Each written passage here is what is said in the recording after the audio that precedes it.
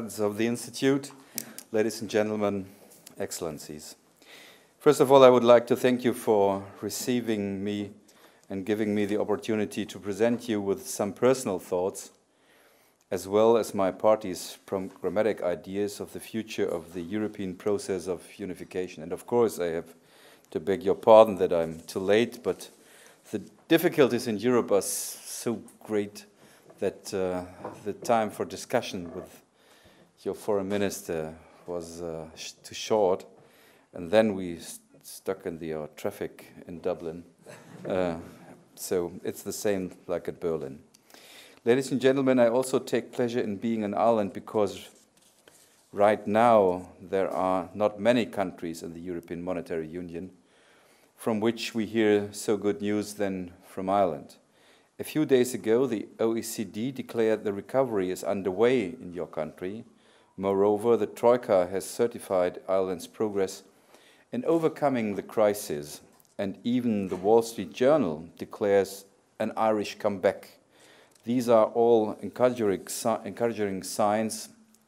Even we heard in Athens yesterday that the difficulties in this state were much bigger than we thought.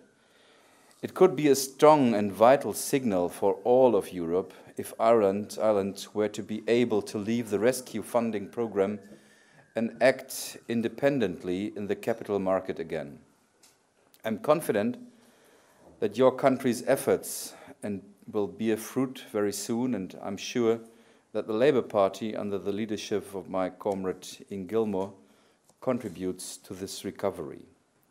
Ladies and gentlemen, these days Europe is something like the works of James Joyce. The interrelations are extremely complex. It takes a lot of effort to understand the key questions, and like the text of James Joyce's Finnegan's Wake, Europeans' problems are closely intertwined. With a sober view to the perspectives and the state of the process of European integration, we must conclude that the challenges are massive, multifaceted, and reviewing the past 6 decades fairly complex. The crisis of the Eurozone has long become a crisis of European unity. This state of uncertainty can be felt in the markets as well as among the population as a whole. With almost brutal clarity, it has become obvious in the past weeks and months that the application of ever more bailout funds, the raising of credit and guarantee lines by dizzying amounts in the billions, can only be a smart and insufficient part of a political answer to the current challenges, and will only gain trust in the short term. The decisive political and strategic question that must definitely be answered in the face of this troubling find is: how do we create trust in European institutions' ability to act and in the effectiveness of the cooperation of the European countries? Only if the European Union can convincingly answer this question, independently from the necessities of the current crisis management, then not only the much-tutored markets, but first and foremost, the over 500 million Europeans will regain confidence. Ladies and gentlemen, the current refinancing crisis faced by a number of member states in the currency union highlights several shortcomings in the process of European unification. First, the inadequate regulation of the financial sector and the resulting crisis in 2008 and 2009 plunged many countries in Europe and the rest of the world into an economic recession. Individual countries were obliged to spend hundreds of billions of euros to mitigate its effects. This is one of the main causes of the debt and refinancing crisis and now confronting the countries in the Eurozone. One of the perversions of the present crisis is that this very same financial sector does not trust these countries to shoulder the massive debt they were forced to take on because of the excesses in the financial sector itself. The evaluation of heavily indebted countries by the financial market rating agencies is like the remorseful look of a street robber who, having knocked his victim down, is surprised to see him lying motionless on the ground. Of course, the inadequate regulation of the financial sector is not the only cause of the crisis. Like Greece and Italy, there are a number of other countries who, for years now, have financed their policies by raising loans on the credit market. The euro gave them an interest rate advantage over Germany and other countries, but rather than use it to invest in infrastructure, a functioning public administration system, and economic development, they concentrated on public spending programs instead. These countries therefore failed to develop their competitiveness to the extent that they needed to. Even a slight increase in the interest rates makes it difficult for the states to finance these spending programs. Steep increases in the interest rate make it impossible to finance the national budget. Thirdly, Germany is not entirely free of blame here. The competitiveness of German trade and industry is based first and foremost on the country's capacity for innovation and the development of national productivity. However, the increases in productivity achieved in Germany in recent decades have not resulted in higher wages and salaries. The distribution of wealth in Germany has worsened rapidly for employees, while it has improved for shareholders and property owners. As a result, purchasing power in Germany has not increased, which means that German exports have not been matched by the German people's capacity to buy foreign goods and services. Since the launch of the currency union, Germany has earned about €1 trillion more than it has spent. These huge sums of money have not been invested in the real economy, however. For years now, Germany has had a very low net investment ratio. Instead, the wealth has been pumped into high-risk investment transactions and real estate.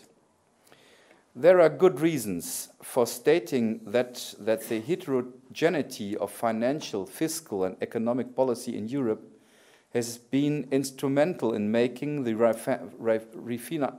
refinancing crisis of the European currency union so dramatic. The way out of the crisis, therefore, cannot consist simply in granting adequate loans and, apart from that, carrying on with business as usual. The current dramatic imbalances in the currency union will regularly lead to speculations about the development of individual countries in the Eurozone. It is not clear, even now, whether the rescue mechanism that have been introduced will meet with sufficient acceptance in the finance markets. For that reason, it is urgently necessary, from my point of view, to tackle the shortcomings I have described in the medium and long term. That means nothing more and nothing less than the extension of the currency union to include a common financial, fiscal, and economic policy. Put differently, we have to remedy congenital defect in the currency union, the lack of a common financial, fiscal, and economic policy. It will be enormously difficult to take this step towards greater political union. At the moment, people have little enough trust in European institutions as it is. That brings me to another mistake which has now caught up with us. For a very long time, Europe has remained an elitist project that is not properly understood by the public at large in our countries. On the other hand, as far as I can see, European citizens are not against Europe or anti-European even. However, they do sense that the Europe they are experiencing at the moment is a long way away from their everyday lives. If you ask people in Germany, for example, whether they would like to have a common European foreign policy, most of them will intuitively say yes, because instinct tells them that 27 European states cannot go it alone in a rapidly changing world.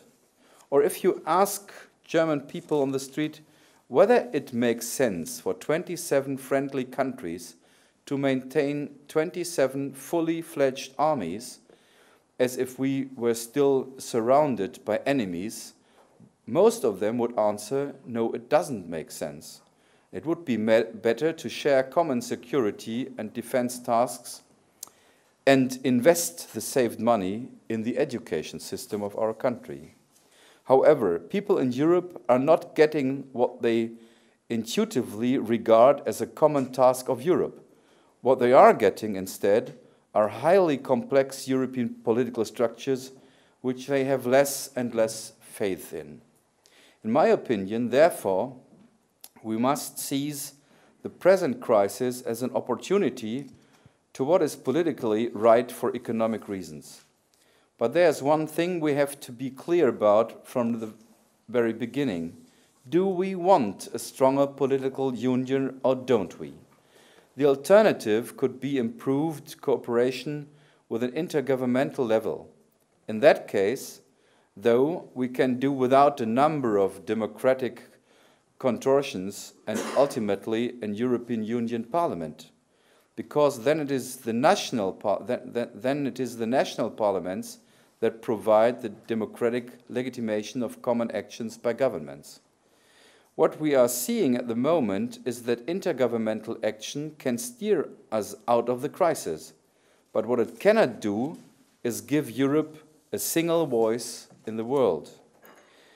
And that is precisely what we need in the decades to come if we want our voice to be heard in the major global conflicts over business, world trade, protection of the climate and the environment, war and peace, and human rights.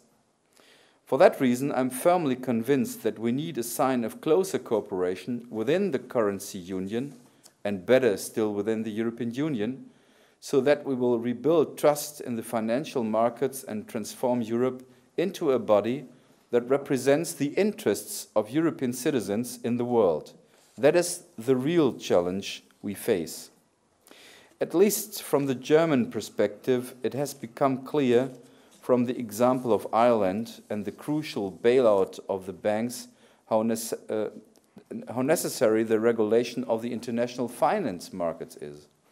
In light of a worldwide depreciation of illusory asset values and indebtedness of the public budgets throughout the Western world, and the loss of industrial values, and hence a loss of many jobs, the failure of financial markets-driven capitalism is becoming more than clear. As a result of this, one of the most important political tasks of our generation is the implementation of the democratically legitimized right against the constricted finance markets, which consume their own foundations and then must be saved by an external force. In our country, people ask us, who is ruling us? Democratic elected parliaments and governments, or the financial markets? And the sign that the European Council, the heads of governments, organize their meetings between Friday evening, when the stock market in Europe and the United States are closed, and before Monday morning, when the stock market in Tokyo is opening, that's a clear signal who is ruling our society today. And our people are not willing to accept this kind of anti-democratic organization of the economy like in the past. We are facing not only an economic and financial crisis, it's also a democratic crisis we are faced with. For this reason, we have to say very strict and clear, we have to reorganize the markets and to give rules to them which are able to protect the common welfare. To us, this includes the introduction of a tax on financial transactions.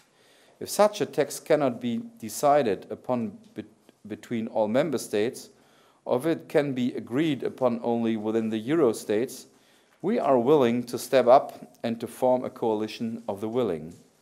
We will need the income of this financial transaction tax for the investments in growth and infrastructure. Only cutting the budgets will bring Europe not back to economic success, especially not in the south of Europe. In Germany, we have had an experience at the beginning of the 30s in the last century where Germany was faced with an economic crisis, and therefore we had a conservative chancellor. His name was Brüning, and his way of coming out of the crisis was to cut the budgets every week more by not asking the parliament. And what we learned in this history was that at the end of this policy, the unemployment rate were 6 million inhabitants in this time in Germany, and the very radical right wing of the Nazi parties came in power because radicalism against unemployment were on the street and in our parliaments. And if you look to Athens and to Greece, this is for the first time, for the second time in the last 80 years, we make an experience with such a policy.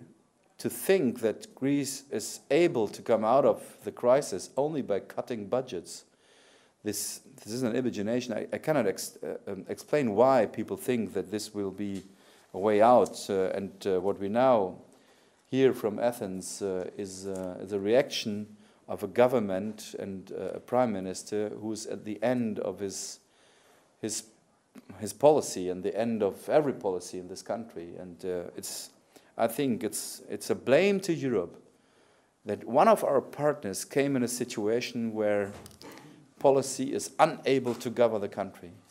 This is, we can say that the Greek policy is, has his own responsibility for the crisis, of course, but that one of our partners came to a dead-end street and is not able to govern the country in a normal way, this is, I think it's a big blame also to our European policies. So we have to search for ways to come back to growth and to give perspectives also to those countries which have to reconstruct their own financial system, but without a perspective of growth and of employment, I cannot see that we will come out of this pessimistic, evil circle we are today in. Ladies and gentlemen, in summary, if in the crisis-ridden situation we think creatively about the further development of the European unification process and are prepared to make large steps towards a closer shared European economic, financial and social policy, Europe will be able to make it out of the financial crisis stronger than before and meet the great challenges of a rapidly changing world. Thank you very much for your attention.